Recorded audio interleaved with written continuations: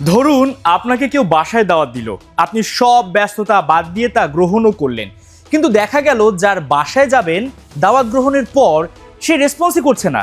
নিঃসন্দেহে আপনি বিব্রত হবেন। এমন লোকের বাসায় হয়তো ভুলেও পরে আর কখনোই যেতে চাইবেন না। যেখানে আপনি অপমানিত বোধ করেছেন সেখানে কি করে যাবেন বলুন তো?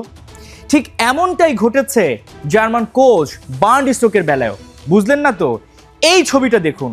৪৪ বছর পর ২০১৬ সালে যখন ইউরোতে হাঙ্গেরি কোয়ালিফাই করে, তখন এভাবে বার্ন্ড স্টোককে মাথায় তুলেছিল ফুটবলাররা।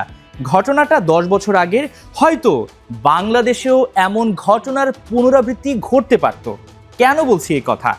জার্মানির এই হাই প্রোফাইল কোচ হামজাদের কোচ হবার জন্য আবেদন করেছিলেন এবং তাকে শর্ট লিস্টেড করে বেতন সম্পর্কে জানতে চায় বাফুফে।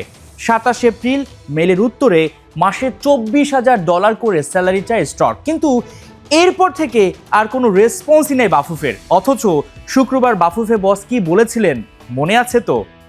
আমাদের টার্গেট হলো যে বাই সানডে আমরা একটা ফাইনালাইজেশনে চলে যাব অ্যান্ড 15th মের ভিতরে আমরা চাই নেক্সট কন্ট্রাক্ট সাইন করতে।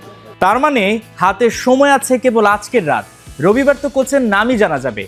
তার মানে বার্ন্ড স্টোক যে বাদের খাতায় তা এক প্রকার পরিষ্কার। কেননা এমনটাও নয় হুট করে স্টককে কল দিল বাফুফে, তিনি ইন্টারভিউ দিলেন আর বাফুফেও রাজি হয়ে গেল।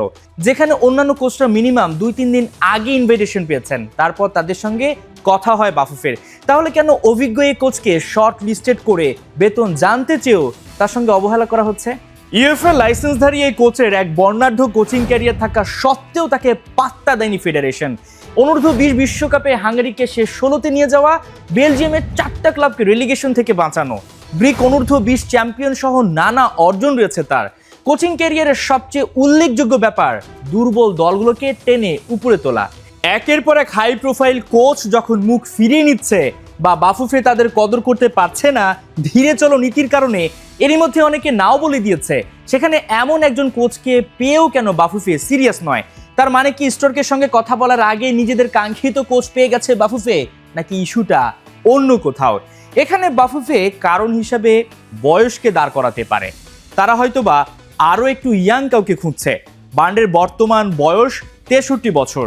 বয়সই হয়তো বাফুফের শর্ট লিস্টের থেকে বাদ দেওয়া হয়েছে তাকে, যদিও এমনটা অফিসিয়াল নয়। আর তাই যদি হয় তাহলে কেন তাকে হ্যাঁ অথবা না বলা হচ্ছে না? কেন প্রফেশনাল ওয়েতে তার সঙ্গে ডিল করা হচ্ছে না?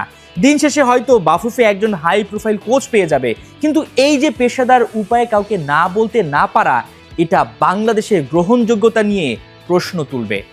হাসান সজীব, ৭১, ঢাকা।